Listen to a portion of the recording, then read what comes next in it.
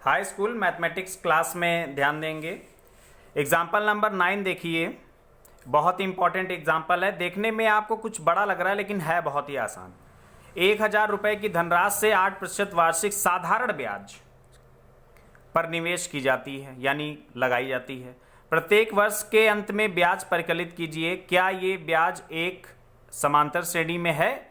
यदि ऐसा है तो इस तथ्य का प्रयोग करते हुए 30 वर्ष के अंत में ब्याज का परिकलन कीजिए। ठीक है, यानी पहले वर्ष में एक फार्मूला होता है, साधारण ब्याज बराबर मूलधन गुणे दर गुणे समय बटे 100। ये फार्मूला आपको याद रखना है साधारण ब्याज का।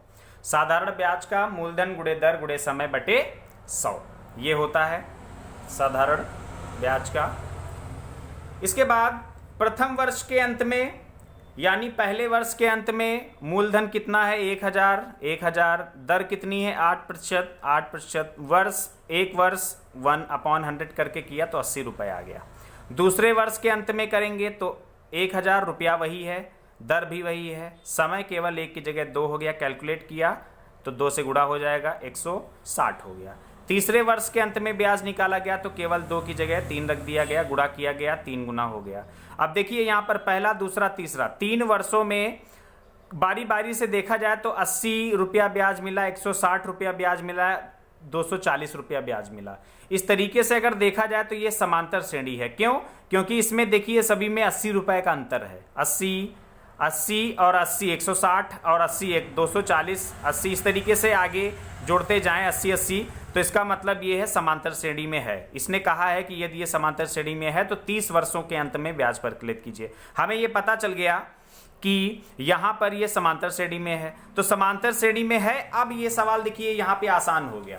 सवाल आसान ये हो गया कि पहला पद आपका 80 है, दूसरा आपका 160 है, तीसरा आपका 240 है। इस तरीके से 30 वर्षों का निकालना है। तो 30 वर्षों का निकालना है, कैसे निकाला जाएगा? देखिए a बराबर 80 है और d सर्वांतर कितना है? 80 है, क्योंकि 160 में 80 घटाएंगे तो 80 ही आएगा।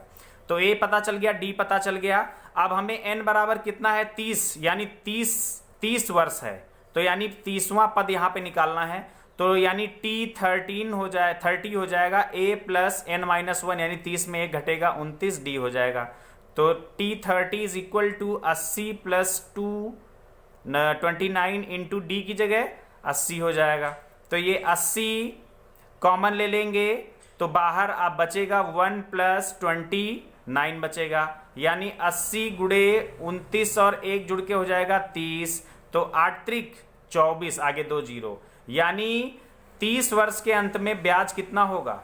2400 रुपया आंसर। ये देखिए बहुत ही आसान सवाल है। ये देखिए 2400 रुपया आंसर आ गया। ठीक है, आप 10वां सवाल देखिए। एक फूलों की क्यारी में पहली पंक्ति में 23 गुलाब हैं, दूसरी पंक्ति में 21 गुलाब हैं, तीसरी पंक्ति में 19 गुलाब हैं, इत्यादि। इसी तरीके से गुलाबों की संख्या घटती जा रही है। यदि अंतिम पंक्ति में 5 गुलाब हों तो क्यारियों में कुल कितनी पंक्तियां हैं? बहुत ही आसान। तो सबसे पहले 23 थी, फिर 21 हो गई, फिर 19 हो गई, घटते घटते आखिरी में 5 हो गई, यानी अंतिम पद इसका 5 है। तो इस समांतर से ये एक समांतर श्रेणी है। हम देख लेते हैं कि इस एग्जाम्पल में, एग्जाम्पल नंबर ये आपका 9 मैंने बताया, ये 10 है। एग्जाम्पल नंबर 10 में अगर आप ध्यान दें तो ये 23 है, ये 21 है, ये 19 है, घटते घटते घटते घटते ये 5 आ गया। तो यानी इसमें देखा जाए प्रथम पद आपका 23 है, डी क्या है? कोई पद माइनस पूर्व पद, यानी 21 में 23 घटाएंगे तो माइनस का 2 आ जाएगा। ठीक इसी तरीके से 19 में 21 घटाएंगे तो माइनस का 2 आएगा। इसका मतलब ये समांतर श्रेणी में है। उसके बाद एल यानी अंतिम पद कितना है? 5, जिसे हम टी एन डिनोट करते हैं, टी एन भी कह सकते हैं। तो यहां लिखेंगे, फार्मूला होता है T N is equal to या L is equal to A plus n-1 into D करेंगे। एल की जगह 5 बराबर ए की जगह 23 प्लस n-1 वैसे ही रख देंगे, डी की जगह माइनस का 2 रख देंगे। तो 5 और 5 is equal to 23 plus minus का 2 n-1 आ जाएगा। माइनस को इधर कर देंगे तो इसको आगे लिखा जा सकता है, इसको आगे लिख सकते हैं 5 माइनस का 23 बराबर माइनस का 2 n-1। 23 हम इधर ले आए हैं तो 5 23 में 5 घट जाएगा तो बचेगा 28 माइनस का बराबर माइनस का 2n-1, माइनस से माइनस कट गया, 2 से कटेगा ये 14 आ जाएगा।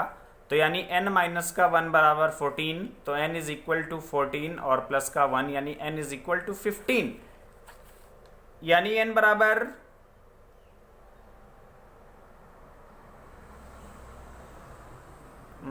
28 नहीं 18 होगा, सॉरी यहाँ 23 में 5 घटेगा तो 18 होगा। तो 2 9 18, ये आपका 9 बचेगा, यानी 9 में 1 जुड़ जाएगा तो कितना आ जाएगा 10, यानी कितनी पंक्तियां होंगी 10 होंगी। ठीक है, तो इस तरीके से ये सवाल हो गया। अब आप क्या करिएगा कि एग्जाम्पल की तरीके से सवाल नंबर 4 और सवाल नंबर 5 के सभी सवाल लगा के लाइए, ये आपका होमवर्क है। 6 से मैं आपको बताऊंगा। ओके बच्चों, थैंक यू।